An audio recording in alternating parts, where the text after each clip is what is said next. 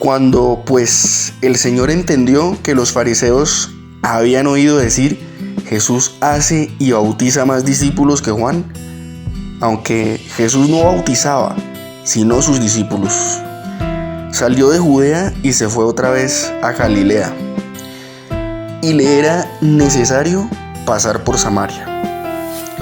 Vino pues a una ciudad de Samaria llamada Sicar, junto a la heredad que Jacob dio a su hijo José, y estaba allí el pozo de Jacob. Entonces Jesús, cansado del camino, se sentó así junto al pozo. Era como la hora sexta. Vino una mujer de Samaria a sacar agua, y Jesús le dijo: dame de beber. Pues sus discípulos habían ido a la ciudad a comprar de comer. La mujer samaritana le dijo: ¿cómo tú, siendo judío, me pides a mí de beber, que soy mujer samaritana? Porque judíos y samaritanos no se tratan entre sí. Respondió Jesús y le dijo: si conocieras el don de Dios y quién es el que te dice dame de beber, tú le pedirías y él te daría agua viva. La mujer le dijo: Señor, no tienes con qué sacarla y el pozo es hondo. ¿De dónde pues tienes el agua viva? ¿Acaso eres tú mayor que nuestro padre Jacob, que nos dio este pozo del cual bebieron él, sus hijos y sus ganados? Respondió Jesús y le dijo: cualquiera que bebiere de esta agua volverá a tener sed. Mas el que bebiere del agua que yo le daré no tendrá sed jamás, sino que el agua que yo le daré será en él una fuente de agua que salte para vida eterna. La mujer le dijo: Señor, dame de esa agua para que no tenga yo sed ni venga aquí a sacarla. Jesús le dijo: ve, llama a tu marido y ven acá. Respondió la mujer y dijo: no tengo marido. Jesús le dijo: bien has dicho, no tengo marido, porque 5 maridos has tenido, y el que ahora tienes no es tu marido. Esto has dicho con verdad. Le dijo la mujer: Señor, me parece que tú eres profeta. Nuestros padres adoraron en este monte y vosotros decís que es en Jerusalén el lugar donde se debe adorar. Jesús le dijo: mujer, créeme, que la hora viene cuando ni en este monte ni en Jerusalén adoraréis al Padre. Vosotros adoráis lo que no sabéis, nosotros adoramos lo que sabemos, porque la salvación viene de los judíos. Mas la hora viene, y ahora es, cuando los verdaderos adoradores adorarán al Padre en espíritu y en verdad, porque también el Padre tales adoradores buscan que le adoren. Dios es espíritu, y los que le adoran en espíritu y en verdad es necesario que adoren. Le dijo la mujer: sé que ha de venir el Mesías, llamado el Cristo. Cuando Él venga, nos declarará todas las cosas. Jesús le dijo: yo soy el que habla contigo. En esto vinieron sus discípulos y se maravillaron de que hablaba con una mujer. Sin embargo, ninguno dijo: ¿qué preguntas? ¿O qué hablas con ella? Entonces la mujer dejó su cántaro y fue a la ciudad y dijo a los hombres: venid, ved a un hombre que me ha dicho todo cuanto he hecho. ¿No será este el Cristo? Entonces salieron de la ciudad y vinieron a él. Entretanto, los discípulos le rogaban diciendo: Rabí, o maestro, come. Él les dijo: yo tengo una comida que comer que vosotros no sabéis. Entonces los discípulos decían unos a otros: ¿le habrá traído alguien de comer? Jesús les dijo: mi comida es que haga la voluntad del que me envió y acabe su obra. ¿No decís vosotros: aún faltan 4 meses para que llegue la siega? He aquí os digo: alzad vuestros ojos y mirad los campos, porque ya están blancos para la siega. Y el que siega recibe salario y recoge fruto para vida eterna, para que el que siembra goce juntamente con el que siega. Porque en esto es verdadero el dicho: uno es el que siembra y otro es el que siega. yo os he enviado a cegar lo que vosotros no labrasteis, otros labraron, y vosotros habéis entrado en sus labores. Y muchos de los samaritanos de aquella ciudad creyeron en él por la palabra de la mujer, que daba testimonio diciendo: me dijo todo lo que he hecho. Entonces vinieron los samaritanos a él y le rogaron que quedase con ellos. Y se quedó allí unos días, exactamente 2 días. Y creyeron muchos más por la palabra de él. Y decían a la mujer: ya no creemos solamente por tu dicho, porque nosotros mismos hemos oído y sabemos que verdaderamente este es el Salvador del mundo, el Cristo.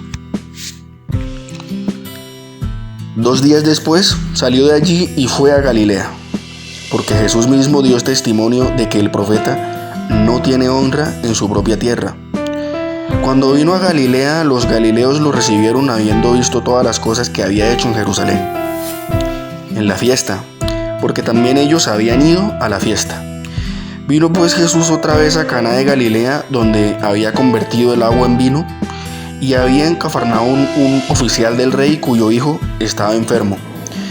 Este, cuando oyó que Jesús había llegado de Judea a Galilea, vino a él y le rogó que descendiese y sanase a su hijo, que estaba a punto de morir.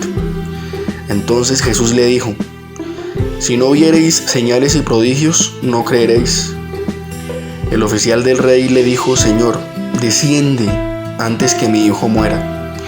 Jesús le dijo: ve, tu hijo vive. Y el hombre creyó a la palabra de Jesús, que le fue, y se fue. Cuando ya él descendía, sus siervos salieron a recibirle y le dijeron nuevas, diciendo: tu hijo vive. Entonces él le preguntó a qué hora había comenzado a estar mejor. Y le dijeron: ayer a las 7 le dejó la fiebre. El padre entonces entendió que aquella era la hora en que Jesús le había dicho: tu hijo vive, y creyó en él con toda su casa. Esta fue la segunda señal que hizo Jesús cuando fue de Judea a Galilea.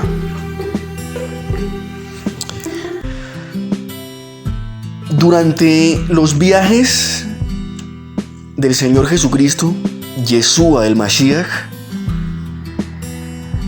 el Señor llegaba a muchas partes. En una de esas ocasiones le fue necesario pasar por una pequeña ciudad o por un pequeño pueblo de Samaria llamado Sicar. Y en esa ocasión había salido de Judea y en el trayecto de Judea a Galilea se encontraba Samaria. En el camino los discípulos y él se cansaron, tal vez hambrientos, pero no tenían alimentos, por tanto fueron a la ciudad. El Señor se quedó junto a un pozo que era el pozo de Jacob. Entre tanto, una mujer viene a sacar agua al pozo. Tal vez ni nos imaginemos cuál era la vida de esta mujer, pero lo que sí sabemos es que había vacío en su corazón. Hacían falta muchas cosas en su vida. Tal vez no eran las cosas materiales, sino más bien las espirituales. La primera pregunta que le hace el Mesías es: dame de beber. Pero de aquí en adelante vemos que todas las respuestas del Señor Jesús son para vida eterna. De ninguna manera el Jesús le habló a la mujer materialmente o de cosas de este mundo, sino que le habló a la samaritana de cómo podía ella alcanzar el estado eterno. La respuesta es que el agua que Él da es agua de vida, agua que el que la recibiere será en él como una fuente que salta hasta la vida eterna.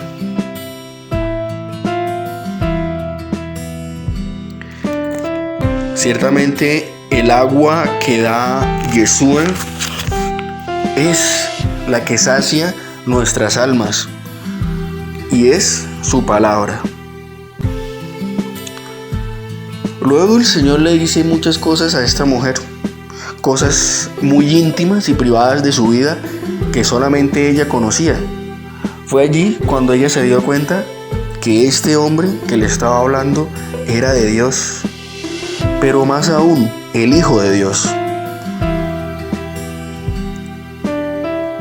El entendimiento del lugar de adoración a Dios, tal vez en esta mujer, estaba muy confundido, porque ella decía: ustedes los judíos dicen que se debe adorar en Jerusalén, y nosotros los samaritanos decimos que es aquí, en este monte, donde debemos adorar. Pero el Señor Jesús va más allá, hablando de la manera en cómo se debe adorar a Dios, el cual es espíritu, y el lugar, que no importa en dónde estés, en cualquier lugar del mundo, si adoras al Padre en espíritu y en verdad, lo puedes adorar. Pero más que todo es que Jesús le dice que Él mismo es el Mesías, dando testimonio y con evidencia de la palabra que ya le había hablado a la mujer de Samaria. Ella misma se sorprende hasta tal punto de que cree en la palabra que el Señor le acaba de hablar y da testimonio de Él en la ciudad y a los hombres y mujeres de aquella ciudad. Pero finalmente, al llegar los discípulos, como también ellos tenían ese sistema de creencias de que no se podía hablar con una mujer, hasta ese momento rompieron sus paradigmas porque vieron a su propio maestro hablar con una mujer.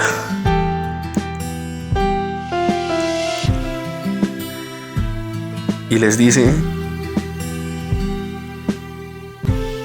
este es el momento en que deben empezar a labrar para que llegue el tiempo de la cosecha y puedan recoger los frutos de la siembra.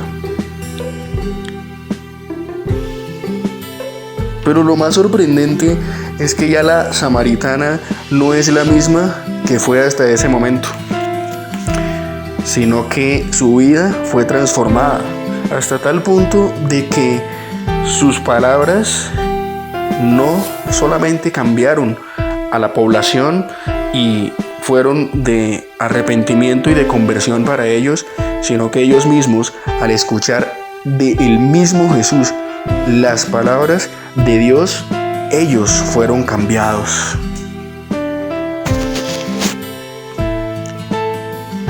Haz una oración a Dios allí donde te encuentras y dile: yo creo profundamente en ti y en las palabras que habla el Mesías. Durante este tiempo del fin, yo quiero aceptar la orientación y la dirección del Mesías Yeshua, las cuales son para la vida y para el alma aliento y fundamento que pueden llevarme a vida eterna.